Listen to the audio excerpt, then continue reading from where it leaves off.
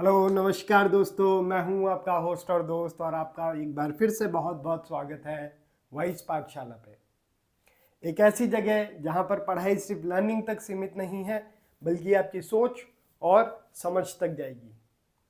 अगर आप भी क्लास 10 सोशल साइंस में मार्क्स लाने से ज़्यादा कंसेप्ट को समझना चाहते हैं तो आप एकदम राइट प्लेस पर हैं, क्योंकि अगर आप एक बार कंसेप्ट समझ जाते हैं तो मार्क्स लाना आपके लिए काफ़ी आसान हो जाता है। क्योंकि आपको हालांकि जैसा कि आपको पता है कि सीबीएसई का जो पेपर पैटर्न है वो ज़्यादातर कॉम्पिटेंसी बेस्ड हो रहा है। इसका मतलब अगर आपकी कंसेप्ट क्लियर है तो आप उनको बेहतर तरीके से आंसर कर पाएंगे, नहीं तो आपको कहीं ना कहीं दिक्कत होने वाली है।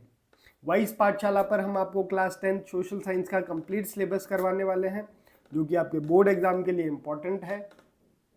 और इसके अलावा हमने जितने भी चैप्टर्स करवाए हैं या जितने भी चैप्टर करवाने वाले हैं सबका पीडीएफ आपको डिस्क्रिप्शन बॉक्स में टेलीग्राम का लिंक दिया हुआ है, वहां से जाके आप सारे पीडीएफ डाउनलोड कर सकते हैं।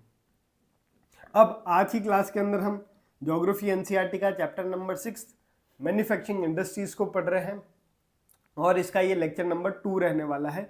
इसका ऑलरेडी हमने लेक्चर नंबर 1 कर लिया है, तो आपने अगर वो नहीं देखा तो आप वो जाकर भी देख सकते हैं। तो चलिए बिना किसी देरी के आज का हमारा सेशन स्टार्ट करते हैं। इस क्लास के अंदर जो है, इस पूरे चैप्टर के अंदर हम जो है वो इंडस्ट्रीज को क्लासिफाई कर रहे हैं। इंडस्ट्रीज को क्लासिफाई कर रहे हैं कि इंडस्ट्री कितने टाइप की होती है, आप उसको कितने तरीके से क्लासिफाई कर सकते हैं। हमने एक पढ़ा on the basis of raw material. Raw material के बेसिस पे हम इंडस्ट्री को दो तरीके से क्लासिफाई कर सकते हैं, एग्रो बेस्ड और आपका मिनरल बेस्ड। उसके बाद हमने देखा की रोल, जो आप इंडस्ट्री में प्रोडक्ट बनाते हो वो किसके पास जाता है। वो अगर इंडस्ट्री के पास में जा रहा है तो वो की इंडस्ट्री हो गई या बेसिक इंडस्ट्री, और अगर वो कंज्यूमर के पास में जा रहा है तो वो कंज्यूमर इंडस्ट्री हो गई। उसके बाद में हमने देखा ओनरशिप। ओनरशिप के बेसिस पे इंडस्ट्रीज को हम 4 तरीके से डिवाइड कर सकते हैं, पब्लिक, प्राइवेट, जॉइंट और कोऑपरेटिव।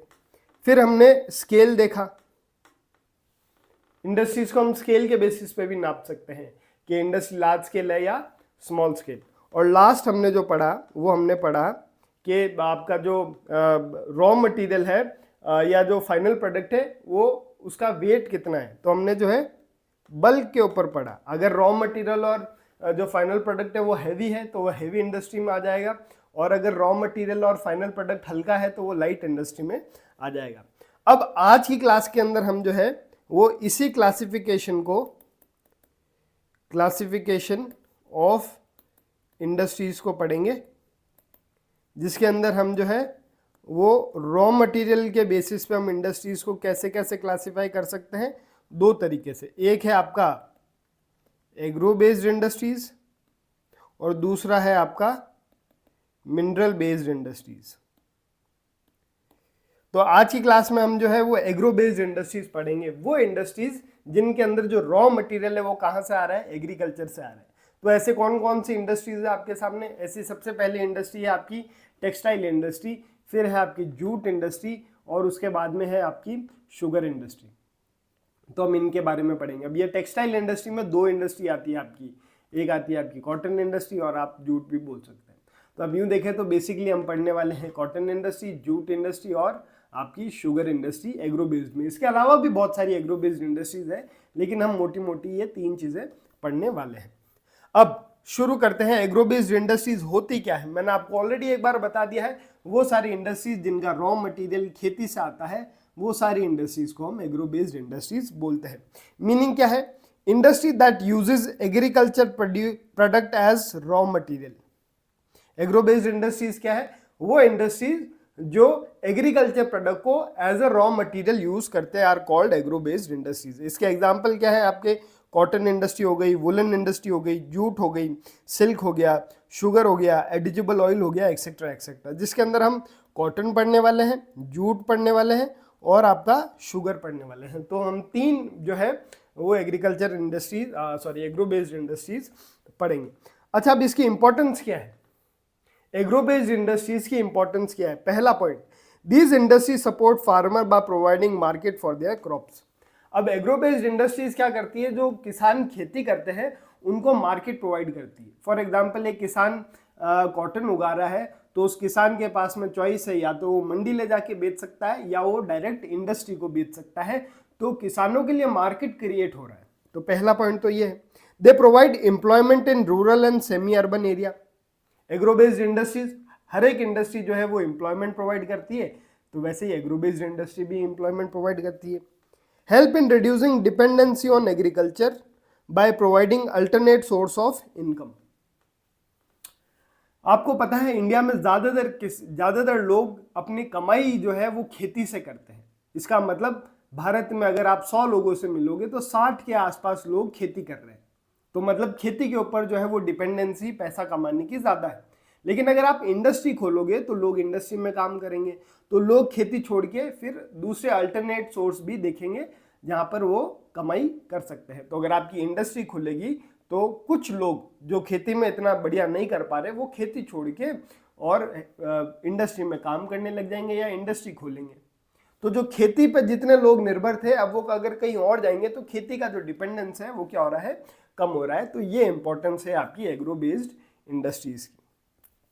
आगे अब देखो, पहली अगर अपन जो है वो एग्रो बेस्ड इंडस्ट्री देखें तो वो आती है टेक्सटाइल इंडस्ट्री। टेक्सटाइल इंडस्ट्री मतलब धागा बनाने की इंडस्ट्री या उस धागे से कपड़ा बनाने की industry.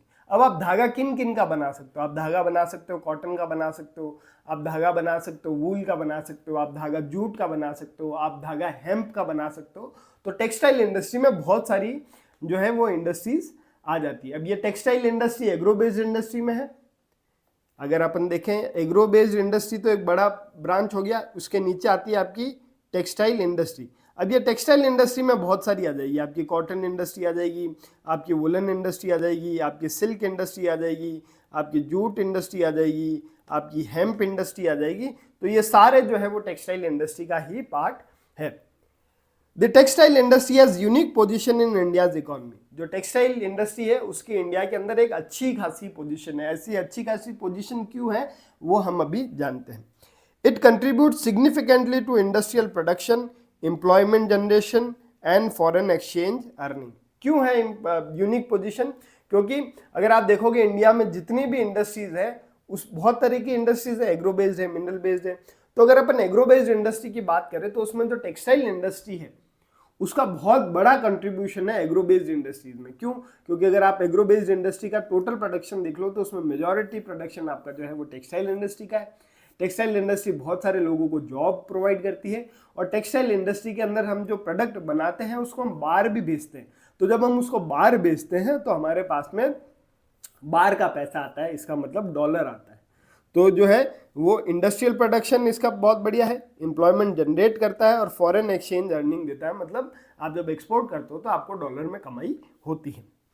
It is only industry in India that is self reliant, it covers entire value chain. Textile industry एकमात्र ऐसी इंडस्ट्री है भारत के अंदर जो रॉ मटेरियल से लेके फाइनल प्रोडक्ट तक पूरी टेक्नोलॉजी, पूरा प्रोडक्शन भारत के अंदर ही है, कहीं बाहर से नहीं आता है। समझ रहे हो आप? जैसे मान लो कि आप कार बनाते हो तो कार बनाने के लिए आपको मशीनें चाहिए। तो हो सकता है कि कुछ मशीनें आपकी बाहर से आई हो, कॉम्प्लिकेटेड मशीन्स हो गए वो बाहर से आए। लेकिन अगर अपन टेक्सटाइल इंडस्ट्री में देखेंगे तो रॉ मटेरियल हम खुद उगाते हैं, उस रॉ मटेरियल का धागा हम खुद बनाते हैं, उस धागे का कपड़ा हम खुद बनाते हैं और कपड़े का फाइनल प्रोडक्ट भी हम ही बनाते हैं। और इसमें जितनी चीजें, जितनी टेक्नोलॉजी चाहिए वो सब भारत में ही है, बाहर से कुछ नहीं आ रहा है। तो हम जो बोल सकते हैं सेल्फ रिलायंट है। अगर मान लो कि बाहर की कंट्री पे इंडिया ने सारे बैन लगा दिए कि इनको कुछ नहीं देना है तो भी बाकी इंडस्ट्री को फर्क पड़ सकता है, लेकिन एग्रो बेस्ड में टेक्सटाइल को फर्क नहीं पड़ेगा क्योंकि हम टेक्सटाइल इंडस्ट्री के लिए किसी और कंट्री के ऊपर निर्भर नहीं है। फॉर एग्जाम्पल देखो, रॉ मटेरियल आपका इंडिया में होता है, उस रॉ मटेरियल का आप जो है वो उसका फाइबर निकाल के उसका धागा आप जो है वो यहाँ पर बनाते हो, उसका कपड़ा आप यहाँ पर बनाते हो। कपड़े के जो फाइनल प्रोडक्ट है, जैसे आपके पास कॉटन है, वो रॉ मटेरियल हो गया, उस कॉटन का आपने धागा बनाया, वो धागे का आपने फिर एक कपड़ा बनाया, उस कपड़े को आपने सिल के उसका एक टी शर्ट बना दिया। तो ये जो टी शर्ट है ये फाइनल गुड है और ये पूरी जो चेन है ये भारत में ही होती है। Value chain of textile industry क्या है? मतलब अगर अपन देखें तो क्या शुरू होती है और कहाँ पर खत्म होती है, तो सबसे पहले देखोगे तो फाइबर प्रोडक्शन। मतलब जो है वो आप फॉर एग्जांपल इसमें अपन कॉटन का एग्जांपल ले लेते हैं। तो कॉटन आप जो है वो उगाते हो, तो फाइबर प्रोडक्शन हो गया। फिर आप उसकी करते हो स्पिनिंग, स्पिनिंग से आप क्या बनाते हो, उसका थ्रेड बनाते हो। स्पिनिंग जो प्रोसेस है उसका मतलब है धागा बनाना, ठीक है। फिर आप उसकी वीविंग करते हो, वीविंग मतलब उसका धागे उस थ्रेड का आप क्या बना देते हो, एक क्लॉथ बना देते हो, या आप उसको फैब्रिक बना देते हो। उस फैब्रिक को आप फिर कलर करते हो, फिर उसके आप जो है वो गारमेंट्स बना देते हो। तो ये पूरी चेन है टेक्सटाइल इंडस्ट्री की। और ये अगर चेन अगर आप देखोगे तो ये पूरी की पूरी भारत में है, कुछ भी हम बाहर से नहीं लेते हैं, ठीक है। आगे देखो, तो हम पहली टेक्सटाइल इंडस्ट्री में हम पढ़ रहे हैं कॉटन टेक्सटाइल, ठीक है। अभी आपको मैंने बताया टेक्सटाइल इंडस्ट्री बहुत तरह की है, जिसके अंदर हम जो है वो सारी नहीं पढ़ेंगे, हम इसमें पढ़ेंगे कॉटन और जूट वाली। तो जो पहली है वो है कॉटन। अब कॉटन का हिस्टोरिकल बैकग्राउंड देखो, ये जो कॉटन इंडस्ट्री है आज की नहीं है, ये भारत में सदियों से चली आ रही है और चलती भी आ रही है और आएगी भी। तो हिस्टोरिकल बैकग्राउंड क्या है, अगर आज की सिचुएशन देखें तो पहले कैसी थी ये textile industry. Ancient India was famous for hand spinning and handloom weaving. पुराने भारत के अंदर हम हाथ से तो धागा बनाते थे, हाथ से हम धागा बनाते थे और हाथ से ही हम जो है वो फैब्रिक भी बनाते थे। आजकल तो मशीनों से बनता है, लेकिन पुराने समय में हम हाथ से धागा बनाते थे, हाथ से कपड़ा बनाते थे। Traditional fabric included cotton, silk, zari and embroidery work. ये सारे काम हम हाथ से करते थे। द फर्स्ट मॉडर्न टेक्सटाइल, ये आपके लिए इंपॉर्टेंट हो जाए, 1 नंबर का क्वेश्चन आ सकता है। The first modern textile mill was established इन मुंबई 1854। भारत में पहली मॉडर्न टेक्सटाइल इंडस्ट्री जो है वो 1854 में लगी। इसका मतलब हमने कुछ चीजें जो है वो हाथ से छोड़ के मशीनों से बनानी स्टार्ट कर दी। या ये जो मिल है, जो मिल है, मिल मतलब एक ऐसी जगह जहां पर धागा भी वहीं बन रहा है, उस धागे का कपड़ा भी वहीं पे बन रहा है और उसका कलरिंग भी वहीं पे हो रहा है। अब ये क्या ना, जैसे रॉ मटेरियल उगता कहीं पे है, फिर उसका धागा कहीं और पे बनता है, फिर उसका कपड़ा कहीं और पे बनता है, फिर उसकी डाइंग कहीं और पे होती है, फिर सिलाई कहीं और पे होती है। तो ये जो टेक्सटाइल इंडस्ट्री है पूरी डिसेंट्रलाइज्ड है। लेकिन मिल में क्या होता है, ये सारी चीजें एक छत के नीचे करी जाती है। तो पहली जो मिल है वो आपकी बॉम्बे में लगी 1854 में। अब ब्रिटिशर्स जब आए तब ब्रिटिशर्स की वजह से इंडिया में जो टेक्सटाइल इंडस्ट्री थी, खासकर कॉटन टेक्सटाइल इंडस्ट्री, उसको ब्रिटिशर्स ने बिल्कुल बर्बाद कर दिया। कैसे बर्बाद किया? During Britishers rule Indian textile industry suffered because, कैसे सफर करती है? Indian handloom cloth couldn't compete with cheap machine made cloth from Britain। अभी मैंने बोला भारत के अंदर जो कपड़ा बनता था वो कैसे बनता था? हाथ से बनता था। हमारे यहाँ पे मशीन्स नहीं आई थी, हमारे यहाँ पे धागा भी हाथ से बनता था। तो ये जो हाथ से बनाने वाला प्रोसेस है, ये थोड़ा स्लो प्रोसेस भी है और थोड़ा कॉस्टली प्रोसेस भी है। लेकिन वही यूके के अंदर क्या होता था ना, ये धागा भी मशीन से बनता था और कपड़ा भी मशीन से बनता था। तो उनका जो कपड़ा है वो भारत के कपड़े से सस्ता होता था। हालांकि ये रॉ मटेरियल पूरा भारत से लेके जाते थे, लेकिन वहां पर उसका फाइनल प्रोडक्ट बना के वापस यहाँ लेके आते थे। तो जो भारत का जो कपड़ा था वो महंगा था और आपका जो बाहर का कपड़ा है वो सस्ता था। तो इसकी वजह से इंडिया में जो टेक्सटाइल इंडस्ट्री है वो धीरे धीरे बंद होने लग गई, क्योंकि उनका प्रॉफिट नहीं हो रहा था, लोग उनका कपड़ा नहीं खरीद रहे थे। आपको अगर याद है, नेशनलिज्म इन इंडिया में हमने स्वदेशी मूवमेंट जब पढ़ा, उसका मतलब क्या था? जो भारत में बनी हुई चीजें उसी को यूज करना। और गांधी जी इसी के अंदर एक खादी का जो है वो प्रचार करते थे, चरखा चलाते थे ना। चरखा चलाने का मतलब क्या? गांधी जी धागा बना रहे हैं उस चरखे से, उस जब वो धागा बन जाएगा उसका हम कपड़ा बनाएंगे। तो खादी पे गांधी जी फोकस करते थे कि हमको बाहर का कपड़ा नहीं लेना है। लेकिन खादी क्योंकि हैंडमेड था तो महंगा था, तो ज्यादा लोग उसको अफोर्ड नहीं कर पाते थे और इवेंचुअली लोग वापस खरीदने लग गए। ग्रोथ आफ्टर इंडस्ट्रियलाइजेशन, जैसे जैसे मशीनीकरण आया, जैसे जैसे इंडस्ट्रीज मशीन्स लगने लगी, तो कॉटन टेक्सटाइल इंडस्ट्री में कैसे बढ़ोतरी हुई? पावर लूम्स, पावर लूम मतलब ऐसा लूम जो कि आपका पावर से चल रहा है। एक होता है हैंडलूम, एक होता है पावर लूम। हैंडलूम मतलब हाथ से चलता है, पावर लूम मतलब पावर से चल रहा है। Were introduced in 18th century. The industry revived due to heavy demand during world war 1 and 2 as cloth supply from Europe stop. अब जैसे आपको पता है कि वर्ल्ड वॉर 1 और वर्ल्ड वॉर 2 के अंदर यूरोप जो है वो दोनों ही वर्ल्ड वॉर में पार्टिसिपेट कर रहा था। तो जब वर्ल्ड वॉर 1 और वर्ल्ड वॉर 2 चल रहा था तो यूरोप वॉर में बिजी था। तो यूरोप जो है वहां पे कपड़ा बनाने में इतना ध्यान नहीं दे रहा है, यूके में कपड़ा नहीं बना रहा है। तो अब अगर यूके में कपड़ा नहीं बना रहा है तो भारत में लोग कपड़ा बना रहे हैं, हालांकि भारत में भी बना रहे हैं, यूके में भी बना रहे हैं। जब वर्ल्ड वॉर नहीं होता था तब क्या होता था ना, यूके वाला कपड़ा भारत में आता था, वो सस्ता होता था, लोग उसको खरीदते थे। लेकिन जब वॉर चल रहा था तो यूके इतना कपड़ा नहीं बना रहा था, भारत इतना कपड़ा आ नहीं रहा था, तो भारत के लोग भारत के ही कपड़ा खरीद रहे थे। तो ये एक बार हैंडलूम जो आपकी कॉटन टेक्सटाइल इंडस्ट्री है, एक बार से वापस से रिवाइव करती है। अब ये जो आपकी कॉटन टेक्सटाइल इंडस्ट्रीज है, ये कहाँ पर लोकेटेड है, ठीक है, इनकी लोकेशन कहाँ पर है? Originally concentrated in Maharashtra, Mumbai and Gujarat, Ahmedabad proximity. जो आपकी कॉटन टेक्सटाइल इंडस्ट्री है ये ज्यादातर आपकी महाराष्ट्र में है और गुजरात में है। महाराष्ट्र के अंदर बॉम्बे में है और गुजरात में आपकी अहमदाबाद में। यहाँ पर ही क्यों है, इसकी क्या कारण है? क्योंकि आपको पता है कॉटन टेक्सटाइल इंडस्ट्री मतलब कॉटन, कॉटन कहाँ पर उगता है? ब्लैक सॉइल में। अब ये ब्लैक सॉइल आपकी महाराष्ट्र, गुजरात और थोड़ी बहुत आपको राजस्थान में देखने को मिलती है। Proximity to cotton growing areas, क्योंकि महाराष्ट्र और गुजरात के अंदर कॉटन ग्रोइंग एरियाज है, क्योंकि वहां पे ब्लैक सॉइल है। Availability of cheap labour, Maharashtra और गुजरात में पॉपुलेशन बहुत ज़्यादा है तो चीप लेबर भी मिल रहा है हमको। पोर्ट फैसिलिटी, बॉम्बे से और आप गुजरात से पोर्ट फैसिलिटी से जो आप कपड़ा है वो बाहर एक्सपोर्ट भी कर सकते हो फॉर एक्सपोर्ट।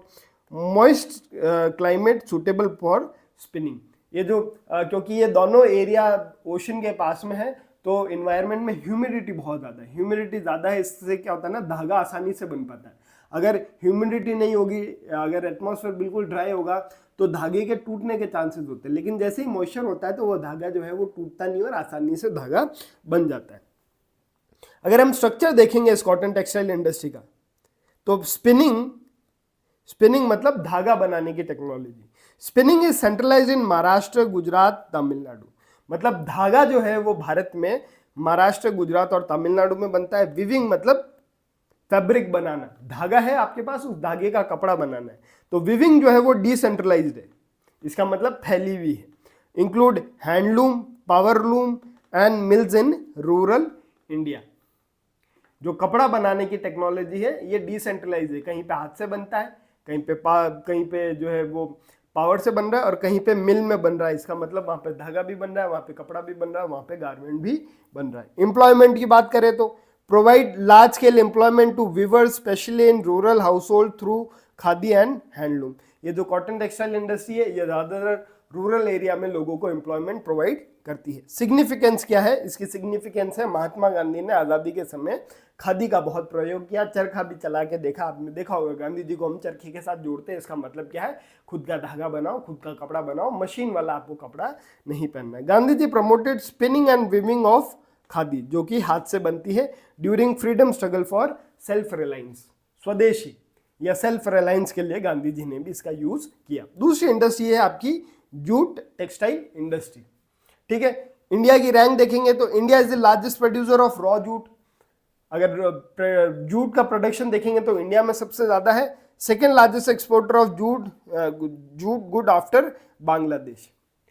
जितना भी जूट ग्रोइंग एरिया है ना वो इंडिया मतलब आपका बिहार, वेस्ट बंगाल और बांग्लादेश, क्योंकि उस समय बांग्लादेश बना नहीं था तो ये पूरा एक ही पार्ट था।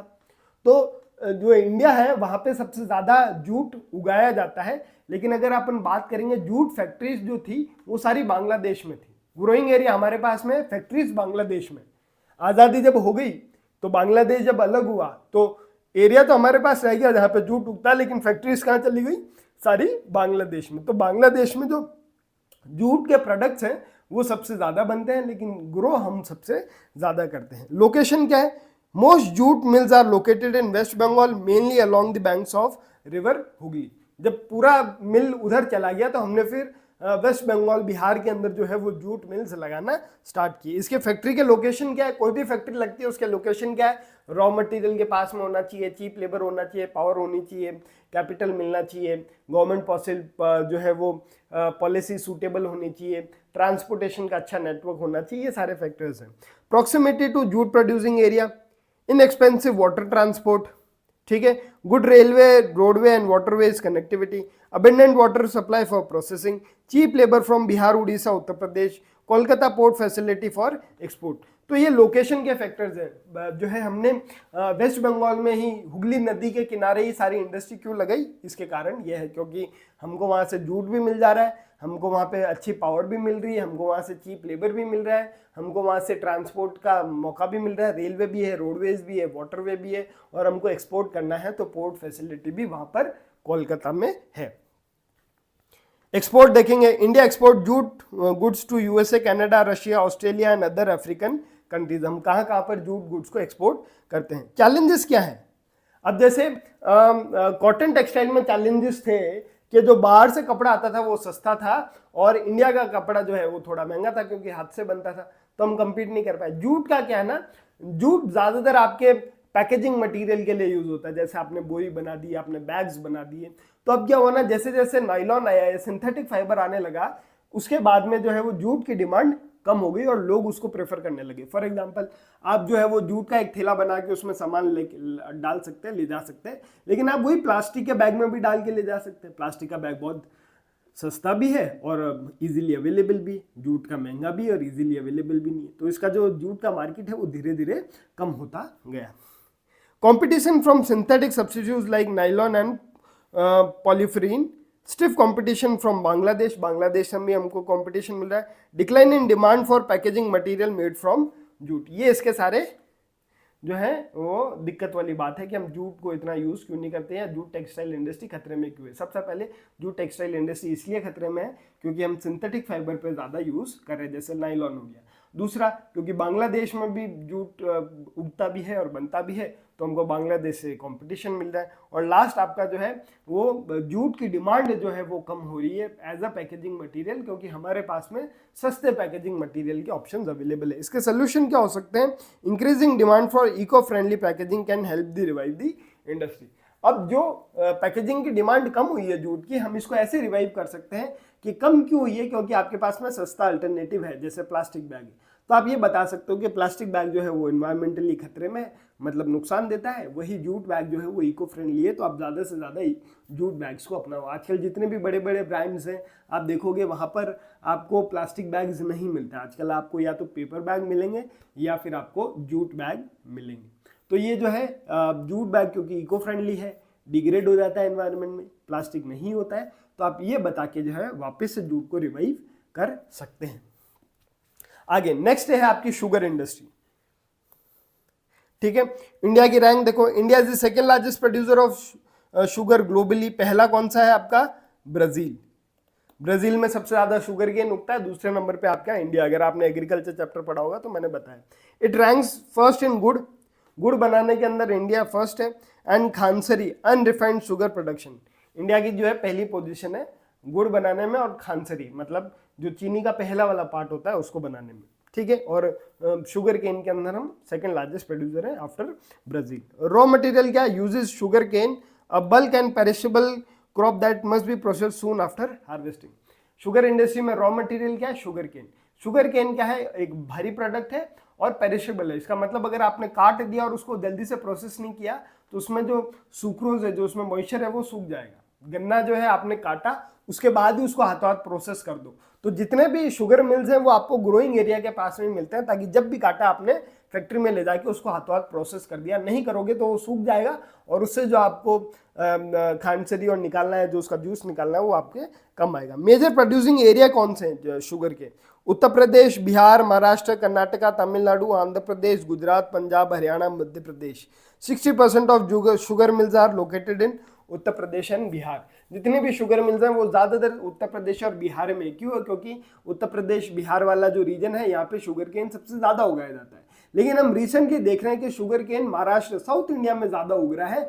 तो अब आजकल जो शुगर मिल्स हैं वो साउथ की तरफ शिफ्ट हो रही है। पुराने टाइम पे नॉर्थ में थी, अभी साउथ में जा रही है। अब साउथ में क्यों जा रही है? नेचर ऑफ इंडस्ट्री सीजनल है, operate only during sugar cane season, जब गन्ने की कटाई होती है तभी ये चलता है। Best suited for cooperative sector. अब ये जो शुगर केन इंडस्ट्रीज है वो ज्यादातर कोऑपरेटिव सोसाइटी के अंदर आती है, ना तो पब्लिक है, ना प्राइवेट है, ना जॉइंट है, कोऑपरेटिव। मतलब जितने लोग उसमें कंट्रीब्यूट कर रहे हैं सभी उसके मालिक है। शिफ्ट ऑफ लोकेशन, पहले मैंने बताया ये इंडस्ट्री ज्यादातर नॉर्थ में थी, अब ये इंडस्ट्रीज साउथ में आ रही है। तो साउथ में क्यों आ रही है? क्या कारण है कि शुगर इंडस्ट्री जो पहले नॉर्थ में थी वो अब साउथ में आ रही है? पहले नॉर्थ में क्यों थी? क्योंकि वहां पर सारा गन्ना उगता था तो वहीं थी। अब गन्ना क्योंकि पूरे भारत में उगने लग गया है तो इंडस्ट्री साउथ में भी जाने लगी। अब ये इंडस्ट्रीज साउथ में क्यों जा रही है? क्योंकि गन्ना साउथ में उग रहा है। गन्ना साउथ में क्यों उग रहा है? उसको देखो। Mills are shifting from North India to South and West India. Reasons क्या है? Sugar in South India is higher sucrose content. अब जो शुगर केन जो आप साउथ इंडिया में उगता है उसके अंदर सुक्रोज का कंसंट्रेशन ज्यादा है एज कंपैरेटिव टू नॉर्थ, तो आप जो है उससे ज्यादा एक्सट्रैक्ट कर सकते हो।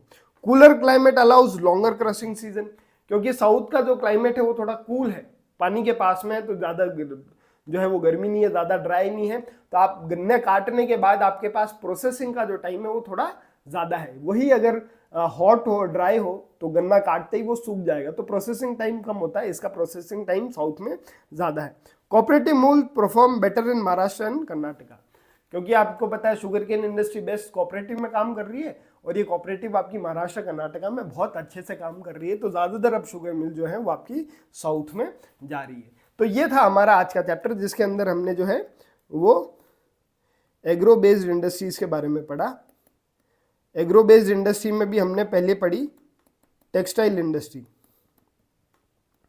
टेक्सटाइल इंडस्ट्री में हमने दो इंडस्ट्री पढ़ी, एक पढ़ी हमने कॉटन टेक्सटाइल इंडस्ट्री और दूसरी हमने पढ़ी जूट टेक्सटाइल इंडस्ट्री, और बाद में हमने पढ़ा शुगर इंडस्ट्री। अब जो नेक्स्ट क्लास है उसके अंदर हम पढ़ेंगे, नेक्स्ट लेक्चर में हम पढ़ेंगे मिनरल बेस्ड इंडस्ट्रीज, ऐसे इंडस्ट्रीज जिनका रॉ मटेरियल जो है माइनिंग से आ रहा है, तो उसमें जैसे आपकी आयरन और स्टील हो जाएगी, एल्यूमिनियम हो जाएगी, ये सब पढ़ेंगे। और आपका जो नेक्स्ट लेक्चर है वो आएगा मंडे शाम 4 बजे, ठीक है। हम मिलते हैं आपको मंडे शाम 4 बजे। आपको अगर ये चैप्टर पसंद आया, ये लेक्चर पसंद आया, तो इस चैप्टर को ज़रूर से लाइक कीजिए, शेयर कीजिए, सब्सक्राइब कीजिए। हमारा ये चैनल नया है, अगर आप इसको लाइक करते हैं तो हमको एक कॉन्फिडेंस मिलता है, और आपके लिए इसी तरीके से बेटर कंटेंट लाने के लिए हमको मोटिवेट भी करता है। हम मिलते हैं आपको मंडे शाम 4 बजे।